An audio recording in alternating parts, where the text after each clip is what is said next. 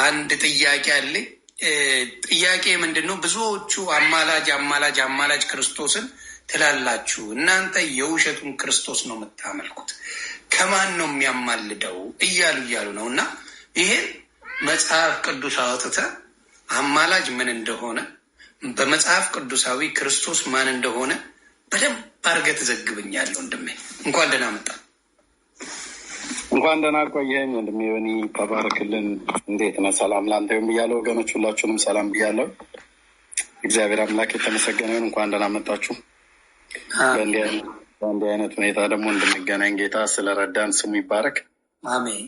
ልክ እንደ ከፍረት ከሳይ ከዛ ተውና ወደዚህ መጣን፣ ሁለት ቦታ ከምንከፍለው ብለን ኑሩልኝ። ይሄ እኮ ነው ጌታ ሲኖር ሁሉም ተሯሩጦ እሱ ጌታ ቤት ነው። ክበርልኝ። ወደዚህ መጣን። እግዚአብሔር ይባረክ።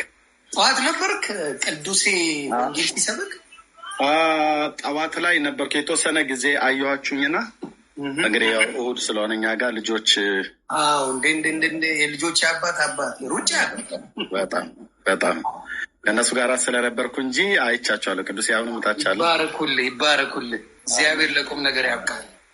አሜን። በጣም ከምወድልህ ነገር ደግሞ አንደኛው ለቤተሰብና ለእናቶች ለእህቶች ያለህ ክብር፣ በተለይ ቤተሰብ ትዳር ላይ ያለህ ክብር ዮኒ በእውነት አይወሰድብህ።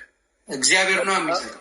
በጣም ብዙ ጊዜ አይቻለሁ። ለመታዘብ ብዬ ሳይሆን በቃ ትዳር ላይ የማትቀልድ፣ ቤተሰብ ላይ የማትቀልድ፣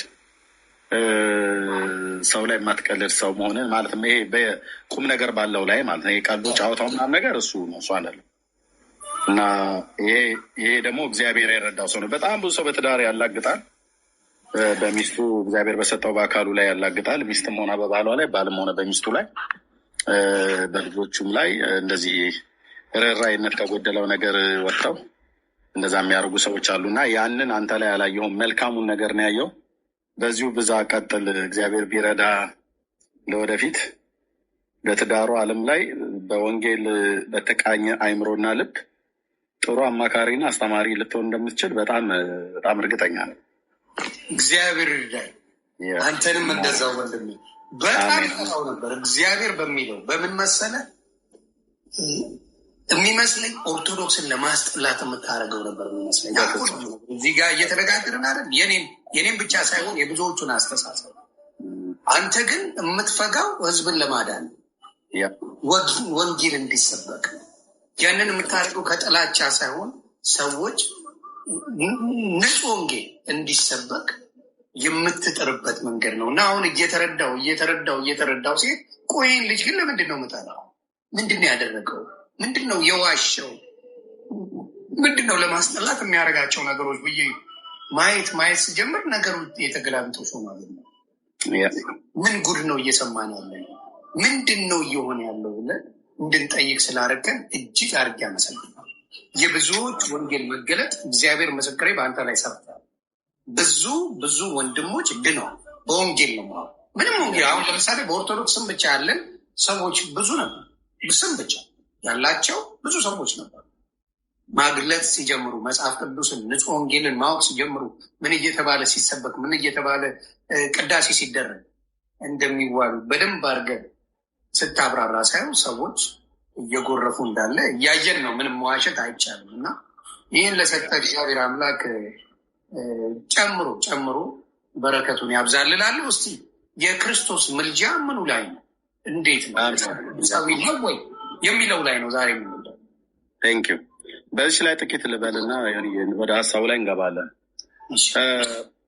አይ ቲንክ ምሳሌዋ ደካማ ከሆነች አስቀድሜ ይቅርታ ጠይቃለሁ። ብዙ ጊዜ ጠቀማታለሁ ምሳሌዋን። እኔ እያደረግኩት ያለሁትኝ ከእኔ ድካምና ከእኔ አንዳንድ ድካምና ስህተት ውጭ እያደረግኩ ያለሁትኝ የኢትዮጵያ ኦርቶዶክስ ተዋሕዶ ቤተክርስቲያን ያደግኩባት ያገለገልኩባት ቤተክርስቲያን ነው። ህዝቡ ህዝቤ ነው። ቤተክርስቲያኒቱ እንኳን ቤተክርስቲያን ነው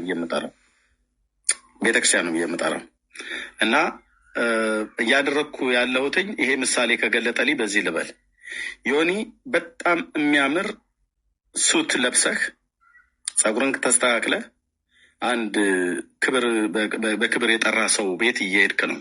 ከቤት ወጥተህ ቤት ላይ ሸሚዝን ለብሰህ ሁሉ ነገር አስተካክለህ መስታወት አይተህ ልብስንም ከመልበስ በፊት ሱሪህንም፣ ኮትህንም፣ ሸሚዝንም ከውስጥ ከኋላ አገላብጣ የሚተኮሰው ተተኩሶ እንደዛ ሆነ ለብሰህ መስታወት ላይ ሆኖ ቼክ አድርገህ ባለቤትም ውዷ ባለቤትም ቼክ አድርጋለህ ለብሰህ ወጣህ።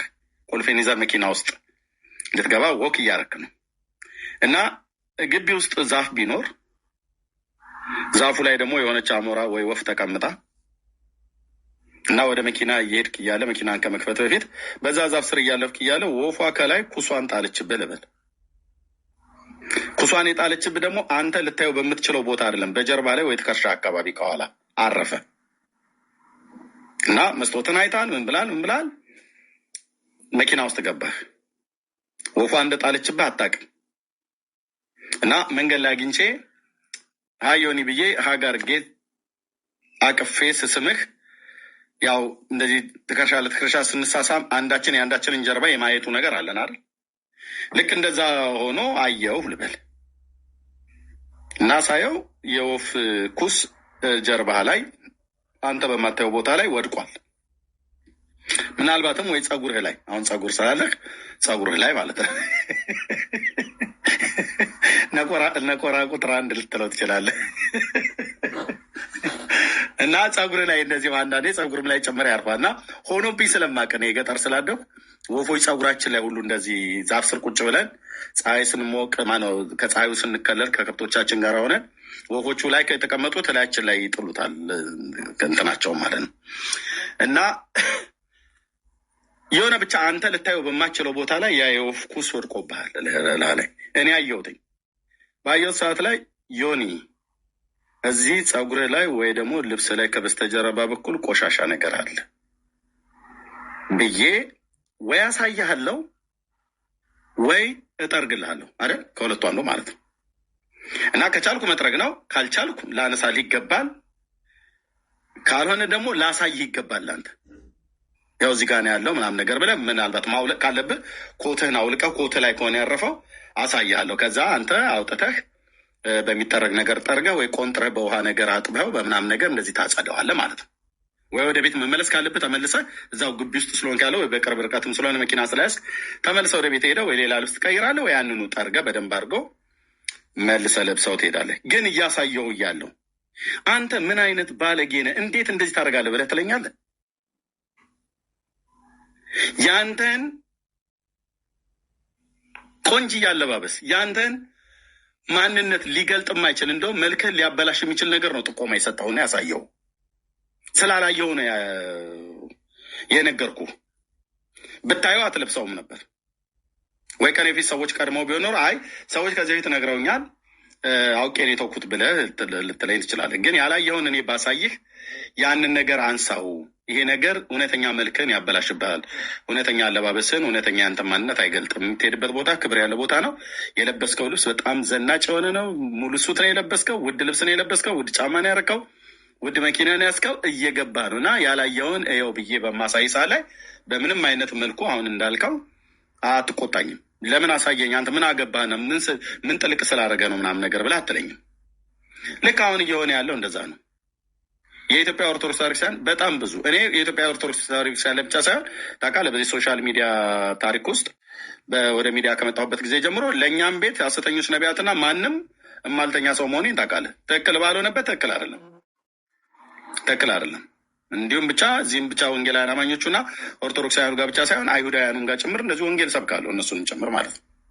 ኢቭን ሙስሊሞችንም በቤቴ ኢንቫይት አድርጌ እናገራለሁ። እና በተለይ ግን ከኢትዮጵያ ኦርቶዶክስ ታሪክሳን ለምን ትኩረት አድርገህ ትናገራለህ ብለው የሚሉኝ አንዳንድ ሰዎች አሉ። የኔ እድገቴ አንደኛ በኦርቶዶክስ ነው፣ ሁለተኛ በወንጌላውያን አማኞች ነው። ከዚህ ሁለቱ ሃይማኖት ውጭ እኔ አላውቅም። ከእስልምና ሃይማኖት አይደለም የመጣሁት። የኦርቶዶክስ ታሪክሳን አገልጋይ ነኝ። ህዝቡ ህዝቤ ነው። ቤተክርስቲያኒቱ የኔ ናት ብዬ ነው የማምነው። ምንም እንኳን ቦታ ህዝቡ የኔ ነው ብዬ ነው የማምነው፣ የእውነት ማለት ነው። እና ምንድነው እያደረክ ያለው ብለህ ብትለኝ ወይ ብለው ቢሉኝ ልክ ለዮኒ እሱ ሳያየው ልብሱን ያበላሸበት እውነተኛ መልኩን እውነተኛ ማንነቱን ያበላሸበት ነገር በላዩ ላይ እንደተጣበቀበት እና እዚህ ጋር ቆሻሻ አለበት ብዬ ለዮኒ እንደጠቆምኩት ያህል ለኢትዮጵያ ኦርቶዶክስ ታሪክሳንም እንደዚያ ነው እየነገርኳት ያለሁት። አነጋገሬ ላይ ምናልባት ኃይለ ቃል ተጠቅሜ ሊሆን ይችላል። መጽሐፍቶቹ በጣም ነው የሚያበሳጩት። እንዳየው ትናንትና እንኳን ያነበብነው 3% ነው ያሳየናችሁ። በጣም የሚያበሳጭ ጽሁፍ ነው። ጌታችን ኢየሱስ ክርስቶስን እንደዚህ በዚህ ልክ አዋርዶ መጽሐፍ፣ የጌታችን ኢየሱስ ክርስቶስን እናት ቅድስት ድንግል ማርያምን እንደዚህ አዋርዶ አበሻቅጦ መጽሐፍ። የእኔ እናት እንኳን እንደዚህ ተበሻቅጣ እንኳን አልተነገረችም። በፍጹም አይባልም። ለአምላክ እናት ለጌታዬ እናት ይሄ አይመጥናትም። ለባህሪዋም ለምግባሯም የማይመጥን ነገር በቅዱሳን መላእክት ስም በሌሎችም ስም የተጻፈው ነገር እሱ አግባብ ስላልነበረ ያንን ለማሳየት ብዬ ነው እንግዲህ ከድካሜ ውጪ በልብ ቅንነት በእንባ ነው የምናገረው እና ለጊዜው ሰዎች ላይረዱ ይችላሉ፣ ቆይተው ግን ሊረዱ ይችላሉ። ጌታ እግዚአብሔር ይባረክ። ህዝባችንን ከመውደድ ማለት ነው። ያው እንደምታውቀው ሰው በክርስቶስ ኢየሱስ ካላመነ በቃ ኢየሱስን አጣ ማለት ዘላለሙ ተዘጋ ማለት ነው። ኢየሱስን አገኘ ማለት ዘላለሙ አማረለት ማለት ነው። ሰው በምድር ላይ ጥቂት ጊዜ ነው ያለው። አይ ቲንክ እንግዲህ ስትናገር የሰማ ይመስለኛል። እናንተ ተመሳሳይ እድሜ ላይ ነን ያለው። 47 ዓመት የአካባቢ ነው እኔም ያለሁት። ተመሳሳይ እድሜ ነን በቃ። ስለዚህ አየህ ጌታ ቢፈቅድ ዳዊት ብሎ እንዳለው የሰው እድሜ ቢበዛ 80 ወይ ደግሞ ቢያንስ 75 ነው ብሎ እንዳለው የእድሜያችንን ግማሽ በላይ ሁሉ እየሄድን ነው ማለት ነው። ጌታም ከዛም በላይ ምሕረትን አብዝቶልን አግኖን ሊጨምር ይችላል። ከዛም ያነሰ ልንኖር እንችላለን። ግን በቃ በህይወት ዘመናችን ዘላለም የሚባል ነገር አለ። ዮኒ ከሞተ በኋላ፣ ኤርሚያስ በስጋ ከሞተ በኋላ የኔ እናንተ ዕጣ ፈንታ ታሪካችን መቃብራችን ጋር አያቆምም። ዘላለማ የሆነን የተሰራ ነው። እግዚአብሔር ሀገር አዘጋጅቶናል በላይ በሰማይ ከድንግል የተወለደ የዓለም መድኃኒት መጥቶ የነገረን መንግስተ ሰማያትና ሲኦል ማን ሄዶ አይቶታል ምናምን ነገር ብሎ ይላሉ ሰዎች። የማንም ሙታን ምስክርነት የሞቱ ሰዎች መጥተው እስኪነግሩን ድረስ አያቶቻችን ቅድመ አያቶቻችን መጥተው እስኪነግሩን ድረስ መጠበቅ የለብንም።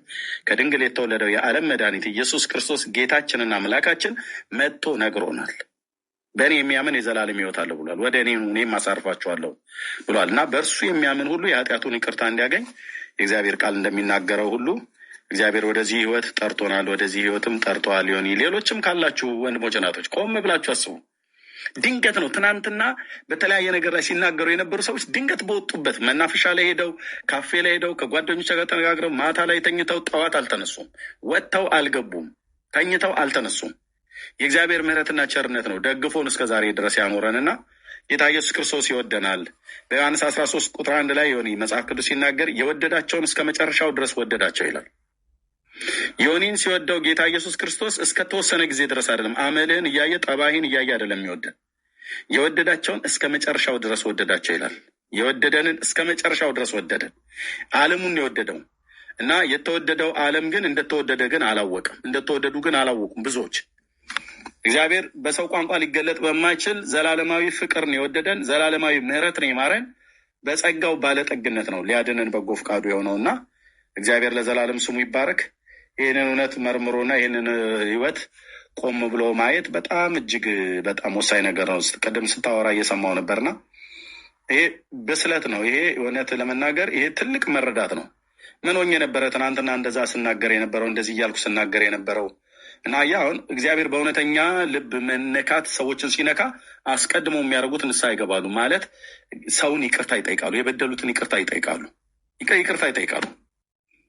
ታስታውሳለህ? መጽሐፍ ቅዱስ ላይ የምታውቀው አጭሩ ሰው የሚባለው ዘኬዎስ በሉቃስ ወንጌል መጽሐፍ ምዕራፍ 19 ላይ ጌታ ኢየሱስ ክርስቶስ ወደ ቤቱ በገባበት ሰዓት ላይ ዘኬዎስ የሚባለው ቀራጭ ነበረ። ለሮማውያን ግብር ቀረጥ የሚቀርጥ ሰው ነበረ እና እንደ ቁመቱ ማጠር አይደለም። ሰውየው በጣም ሀብታም ነው። በግራም በቀኝም አምታቶ ገንዘብ ሰብስቧል። በጣም ብዙ ነገር ማለት ነው እና የቁመቱ ማጠር አይደለም እንጂ በጣም ባለጠጋ ሰው ነው። ጌታ ኢየሱስ ክርስቶስ በኢያሪኮ ሲያልፍ ሊያይ ወዶ ሾላ ዛፍ ላይ ወጣ እና ወጣ። ጌታ ኢየሱስ ክርስቶስ አየው። ዘኬዎስ ሆይ ፈጥነህ ውረድ፣ ዛሬ በቤት ውል ዘንድ ይገባኛል አለው እና ብዙዎች እያጉረመረሙ በእርሱ ቤት ማን ሊገባ ይወዳል አሉ። ምክንያቱም ለሮማ ቄሳር ግብር የሚቀርጥ ቀረጥ ሰብሳቢ ስለሆነ በብዙዎቹ አይሁዳውያን ዘንድ የተወደደ ሰው አልነበረም እና በእሱ ቤት ማን ሊገባ ይወዳል አሉ። ህዝቡ እያጉረመረመ ግን ጌታ ኢየሱስ ክርስቶስ ተከትሎት ገባ። ማዕድ አቀረበለት። እየበላ እያለ ጌታ ኢየሱስ ክርስቶስ እንዲህ አለ፣ እርሱ ደግሞ የአብርሃም ልጅ ነው፣ ለዚህ ቤት ዛሬ መዳን ሆኖለታል ብሎ አለ ጌታ። እና ወዲያውኑ ያ ዘኬዎስ የተባለው ሰው ጌታ ኢየሱስ ክርስቶስ ቤቱ ሲገባ ቤቱን መግባት ብቻ አይደለም ሙሉ በሙሉ በልቡም ተቀብሎታል። ሊያየውም ይናፍቅ ነበር። ከቁመቱ ማጣር የተነሳ ነው ወጥቶ ዛፍ ላይ ወጥቶ ሊመለከተው የወጣው ማለት ነው። እና ዛሬ ለዚህ ቤት በእርግጥ መዳን ሆኖለታል፣ እርሱ ደግሞ የአብርሃም ልጅ ነው አለ። ዘኬዎስ ግን እንዲህ አለ በዛው ላይ፣ ጌታ ሆይ አሁን አንተ ባለህበት ይህን አደርጋለሁ ብሎ አለ። ምን? የበደሉኝን ይቅር እላለሁ፣ የወሰድኩትን 4 እጥፍ መልሳለሁ አለው። 4 እጥፍ መልሳለሁ። እሱ ባለበት ምን መልስ አላለውም፣ ተናዘዝም አላለውም። ጌታ ባለበት በዛ አርነት ስላለ ሰውየው ወዲያውኑ በደለኝነቱ ተሰማው። የዘረፈውንና የበደላቸውን ሰዎች ሁሉ ለይቅርታ ለመጠየቅ የዘረፈውን ሁሉ ለመመለስ ልቡ የተዘጋጀ ሆነ። በእግዚአብሔር እውነተኛ አነካክ የሚነኩ ሰዎች በሐዋርያት ሥራ መጽሐፍ ምዕራፍ 2 ቁጥር 38 ላይ ይህን በሰሙ ጊዜ ልባቸው ተነካ ካለ በኋላ የእግዚአብሔር ቃል ጴጥሮስ በኢየሩሳሌም ሲሰብክ ከዛ ወንድሞች ሆይ ምን እናድርግ ብለው አሉ ይላል እና ንስሐ ግቡ ብሎ አላቸው ጴጥሮስ። እና ንስሐ ማለት ሰው የበደለውን ይቅርታ ይጠይቃል። ማንም ቆንጥጦ ጆሮን አስገድዶ በመሳሪያ በምንሽር አስገድዶ አይደለም። አሁን የበደልካቸውን በፖለቲካ ፓርቲ ውስጥ በሀገራችን ጉዳይ ላይ ብተናገርክበት በየትኛውን ቦታ ላይ ያለውን ሰዎችንም በግል ደረጃ እንደ ማህበርም እንደ ፖለቲካ ፓርቲም እንደ ድርጅትም ይቅርታ ስትጠይቅ በእውነተኛ የእግዚአብሔር የጽድቅ መንገድ ላይ መምጣትን የሚያሳይ ነው። ጌታ እንዲረዳ ደግሞ እንጸልያለን። ይሄ እውነተኛ የእግዚአብሔር ልጆች ከሚያሳዩት አንዱ ይሄ ነው። የበደሉትን ይቅር ይላሉ። የበደሉንም ይቅርታ ትሰጣለህ፣ የበደልካቸውንም ፈጥነህ ይቅርታ ትጠይቃለህ። ይሄ የእውነተኛ የእግዚአብሔር መንፈስ አነካክ የነካቸው ሰዎች የሚያሳዩት ባህሪ ነው። ዮኒዬ ይብዛልህ እና እግዚአብሔር ስለረዳ ከነ ቤተሰብህ ከነ ልጆችህ ከነ ሚስትህ የጌታ መልካሚቱ እጅ በአንተና በቤተሰብህ በዘርህ ላይ ይሁን። በምትሄድበት ቦታ ሁሉ መልካሚቱ እጅ ከአንተ ጋር ከመሆኗ የተነሳ ለራስህም ስህተት ለክፉ ሰዎችም ምክር ለሰይጣንም ወጥመድ አሳልፎ የማይሰጥህ አምላክ የሚጠብቅህ የእስራኤል አምላክ ልዑል እግዚአብሔር ከአንተ ጋራ ነው ብራዘር እና ጸጋ ይብዛልን። እንቀጥላለን። እሺ የጌታችን ኢየሱስ ክርስቶስ አማላጅነት ያው እንግዲህ የሚያጨቃጭቅ ነው። አንተ በውጭ ሀገር ስለምትኖር ከኔ ይልቅ ብዙ ማንበብ ትችላለህ፣ ደግሞ ማንበብ ብዬ አስባለሁ። የጌታችን የኢየሱስ ክርስቶስ አማላጅነት ወይ ደግሞ የማስታረቅ አገልግሎት ለምንድነው በእኛ በኢትዮጵያ ምድር ላይ ብቻና አይ ዶንት ኖ በውጭ ዓለም ላይ እኔ ብዙ አልሰማም። እኔም ያው በውጭ ነው ያለሁት፣ ግን ብዙ አልሰማም። ብዙ አጨቃጫቂ የሆነው እኛ ሀገር ላይ እና ኤርትራ ምድር ላይ ነው። ምክንያቱ ምንድን ነው? መጽሐፍ ትክክል። ሌላ ቦታ እኮ የለም። ኢቨን ሌላ ሀገር ኦርቶዶክስ እንደዚህ የሚባል የለም በጭራሽ የለም። ኢትዮጵያ ላይ ብቻ ነው ይሄ ያለው። ኢትዮጵያና ኤርትራ ኢየሱስ ክርስቶስ በቃ ሄዷል። ከዚህ በኋላ የይቅርታ ነገር የለም። አያማልም የሚባል ነገር ያለው እኛ ጋር ብቻ ነው፣ ሌሎቹ ጋር የለም። ገዛ ነው። ወንድሞችን እናስገባ እንዴ? አይ ቲንክ መግባት ይችላሉ እንዴ? ይቻላል። መግባት ከፈለጋችሁ ነው። ቅድም ጥያቸው ስለመጣውን ዘርግፈ መጣማ አይሆንም። በጣም ደግሞ የምልጃውን ማህዬ እንኳን ደህና መጣች። በነገራችን ላይ ማበረታት ያለብን የምትገርም ዘማሪ ልቤን የነካችው እስካሁን ልቤ ውስጥ አለች። ባለፈው የሰጠችው ምስክርነት ያስለቅሳል። ምናልባት አልነበርክም። በጣም ታነባል። የሰጠችው ማህደር ናት። ማህዬ እኔ ማህዬ እንዴ አንቺማ እዚህ ጋማ ሰላማት ስም ስሰጥ እኮ እውነት ነው። ዘግታኝ እኮ ነው የከረመችዋል። ማህዬ በጣም የተወደደች። እኔ ራሱ በፊት ሆኜ ራሱ ኮመንት አደረግ ነበር ቤቷ እየገባው። የሚገርም በጣም ትመቸኝ ነበር ከበፊት። በጣም ታስታውሳለች። እኔ በክርስትና ያሉትን ብዙ እንትን ማለት ደስ ይሉኛል። ወንጌል ሲሰበክ ደስ ይለኛል በማለት ግብዋ ነበር ግራ የገባችኝ። አሁን ተገልጦልኛል። ለሌሎችም በደንብ ኤክስፕሌን በማድረግ ደስ ብሎኛል። እርምሻ በቃ ያለውን ህክመት ያሱን ክሊር ለማድረግ እንጂ ሌላ ነገር ሀሳብ ተንኮል ምን የለኝም። ያልከው ነገር ያስኬዳል። በቃ እያነበብክ ስለሆነ ተባረክ። ቴንኪው። ወንድሞች አትመጡም? እህቶች እና ሜርሲ ነብራዊት ቀደም ዛ እኔ ጋር የነበራችሁ ቤኒ ዳጊ ቅድም ኤርሚሻ ጋር የነበራችሁ በሙሉ ሪኮስት ዳጊ ልኬለት ነበረ። ማን ዳጊሻ ልኬለት ነበረ። የት አለች ብራዊት? ሜርሲ መጣች። ሜርሲ መታለች። የት አላችሁ ሌሎቻችሁ? ዳጊ እሱ ሲል ነው የምትመጣው።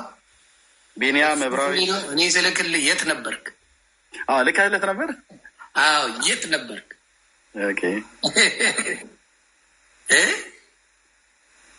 ዳጊ በጣም ይቅርታ አላየሁም ነበር፣ ስራ ላይ ስለነበርኩ በጣም ይቅርታ። ቴንኪው ግን በድጋሚ ስላየው ስለተገናኘ ደስ ከኤርሚሻ ጋር አብራችሁ ወንጌልን ስለምሰብኩ እሱን አይቼ ምናልባት ዳጊ ካለ ኤርሚ አለ፣ ኤርሚ ካለ ዳጊ አለ እያልኩኝ ስለማስብ ለዛ ቴንኪው በድጋሚ ኤኒ ታይም ሪኩዌስት ማድረግ ትችላላችሁ። ቤታችሁ እብራሂት ቢኒያም ካላችሁ ነው ቅድም የነበራችሁ ከላካችሁልኝ እናስገባችኋለን፣ ካልሆነ እንቀጥላለን ማለት ነው። ጌታ ይባረክ። ጥሩ ሀሳብ ነው። ቀስ ብለን ትውልድን ሊያስተምር በሚችል ልንማማርበት የምንችል ሌሎችም ወገኖችም ካሉ ራሱ ቢመጡም ራሱ እንኳን በጸባይ ልናወራበት በሚችል ሁኔታ ማውራት እንችላለን።